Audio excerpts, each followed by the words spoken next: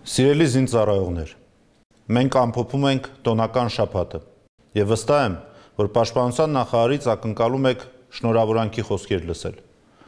Անշուշտ ես միանում եմ բոլոր այն շնորհավորանքներին, որ հնչել են հաղթանակի եւ խաղաղության տոնի առթիվ։ Սրանք մեծ, պատմական, կոթողային իրադարձություններ են, որոնք ուղղակիորեն առնչվում են մեր ներկային եւ ապագային։ Բայց տոնական այս շաբաթը ես ամփոփում եմ ցավի եւ խոր մտահոգության զգացումով։ Մենք բանակում, իսկ իրականում մեր ողջ ժողովուրդը ունեցանք 4 զինծառայողի կորուստ, որը ոչ միայն կարող էր չլիներ, այլև պետք է չլիներ։ Որոշեցի այս ձևով դիմել ձեզ, հաշվի առնելով, որ բոլորդ միասին զորամասերում դիտում եք զինուշ ծրագիրը եւ հուսով եմ կկարողանամ ձեզ հասցնել մեր ողջ ժողովրդի հորդորն ու խնդրանքը։ Անցնող շաբաթվա սկզբին դժվարին ծառայության բավականաչափ երկար ճանապարհ անցած ժամկետային 3 զինծառայողներ, խախտելով զինվորական կանոնադրությունների տարրական պահանջները, վերցրել են իրենցից մեկին ամրագրված ծառայողական ավտոմեքենան եւ ինքնակամ լքել զորամասը։ Առավոտյան տողանին զինծառայողների բացակայությունը նկատելուց հետո սկսված որոնողական գործողությունների արդյունքում պարզվել է, որ նրանք ենթարկվել են ճանապարհատրանսպորտային պատահարի, որի արդյունքում մեքենան հայտնվել է ջրամբարում։ Երկրորդ ողբերգական դեպքը, ըստ նախնական տվյալների, տեղի է ունեցել մարտական հերթապահություն իրականացնող 2 զինծառայողների միջև ցակած վեճի արդյունքում նրանցից մեկի կողմից հերթափոխի կանոնները խախտելու շուրջ։ Արդյունքը ծառայակցի կողմից կրակոց մահացու վիրավորման ելքով։ Եվս մի դեպք տեղի ունեցել Երևանում, օրը ցերեկով։ Իրականության հետ կապը կորցրած մի քանի զինծառայողներ իրենց օրենքից վեր համարելով վիճաբանության են բռնվել անստապ վիճակում մեքենա վարելու համար իրենց կանգնեցրած ճանապարհային ոստիկանության աշխատակիցների հետ եւ սպային ու զինծառայողին անվայել վարկ դրսեւորել հանրային վայրում մեր բազմաթիվ հայրենակիցների աչքի առջև։ Ինչու եմ ես միավորում այս 3 դեպքերը։ Պարզ պատճառով։ 3-ն էլ մեր անփութության, անկարգապահության, անտեղի ինքնավստահության, մեր ծառայողական պարտականությունները ոչ պատշաճ կատարելու արդյունք են։ Իհարկե, 3 դեպքով էլ կատարվում են ծառայողական քննություններ եւ ես խստագույնս պատժելու եմ այն հրամանատարներին, սպաներին, պատասխանատուներին, ովքեր պետք է անհնար դարձնեին նման իրավիճակների առաջացումը։ Մեր կանոնադրությունները հենց այնպես չեն գրված։ Մեր կանոնները ձևի համար չեն։ Մեր կարգապահությունը ավելորդություն չէ։ Դուք բոլորդ մեծ, կարևոր, գուցե եւ ամենակարևոր գործն եք կատարում մեր հայրենիքի համար։ Հիշեք դա։ Եվ արեք այնպես, որ ժողովուրդը ոչ միայն սիրի ձեզ որպես իր զավակների, այլև խորապես հարգի որպես ազգի պաշտպանների, հասկանալով, որ զինվորական լինել նշանակում է լինել կարգապահ, օրինապահ, ուժեղ։ Ուժեղ լինել չի նշանակում լինել անպատիժ։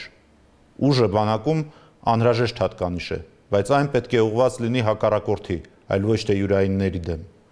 Ուժեղ մարդը երբեք այդ ուժը չի ցուցադրում իրենից թույլի, առավել եւս իր ծառայակցի, իր պես համազգեստ կրողի նկատմամբ։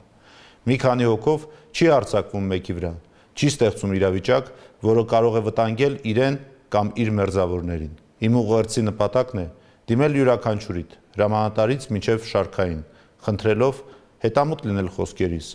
Ձեր պատասխանատվությունը մեծ է։ Ձեզ այսօր շատ է տրված հայրենիքը պաշտպանելու սրբազան պարտականության առումով։ Իսկ ում շատ է տրված, նրանից շատ է պահանջվում, ասված է ավետարանում։ Նշածս դեպքերի արդյունքում խամրեց 4 հայկական օջախների լույսը։ Եվս մի քանիսը հայտնվելու են բուն ծառայությունից շեղող զինծառայողի, հատկապես սպայի կերպարի համար ոչ վայել երկարատև հարցաքննությունների, ծառայողական ուսումնասիրությունների, հնարավոր է նաև քրեական հետապնդման դաշտում։ Միթե դա այն գինն է, որ կարող ենք մեզ թույլ տալ ամենաթողության վայրկյանական եւ թվացial հաճույքը վայելելու համար։ Գերազանցած արագությունը, զորամասն ինքնակամ լքելը, հսկողության թուլացումը, զորամասի ներսում արտոնյալ կարգավիճակով զինծառայողների առկայությունը, մարտական հերթապահություն իրականացնող զինակից ընկերոջ սխալին վիրավորանքով արձագանքելը։ Սրանք բոլորը կարող են եւ այս շաբաթվա դեպքերի պարագայում վերածվեցին անշրջելի 2 դեպքում ողբերգական իրողության։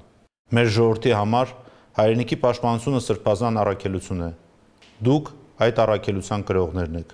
Ուրեմն այդ ճանապարհին պարտավոր ենք լինել ազնիվ եւ խոհեմ։ Երբ մենք խոսում ենք մեր երկրում առկա արատավոր երևույթների մասին,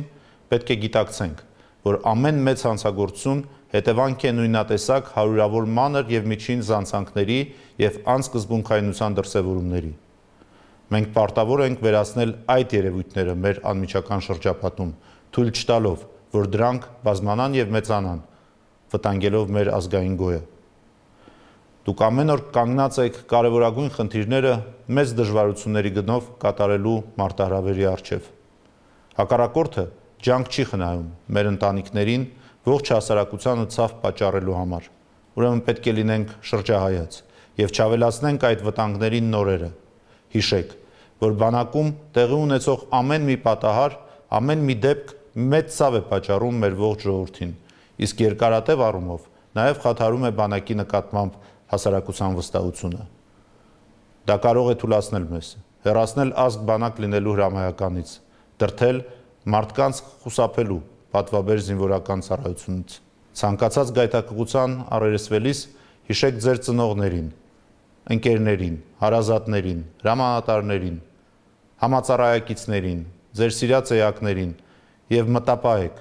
որ նույնիսկ աննշան թվացող սխալը բանակի պարագայում կարող է ճակատագրական դառնալ։ Խստորեն պահպանեք անվտանգության կանոնները, անվերապահորեն կատարեք ձեր հրամանատարների հրահանգները, հարգեք ձեր ծառայակից ընկերներին և ծառայությունը կանցնի առավելապես անվտանգ և մեծ օգուտ կբերի ձեր իսկ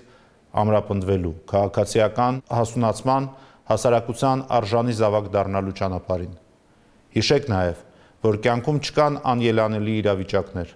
անգամ ամենաբարդ խնդիրը լուծում ունի, իսկ այն, ինչ այս պահին ձեզ անելանելի է թվում, ընդամենը օրեր, շաբաթներ անց կդառնա աննշան և երկրորդական։ Ձեր շուրջը միշտ կան մարդիկ, ում հետ կարող եք կիսվել, պատմել ձեզ անհանգստացնող խնդիրների մասին։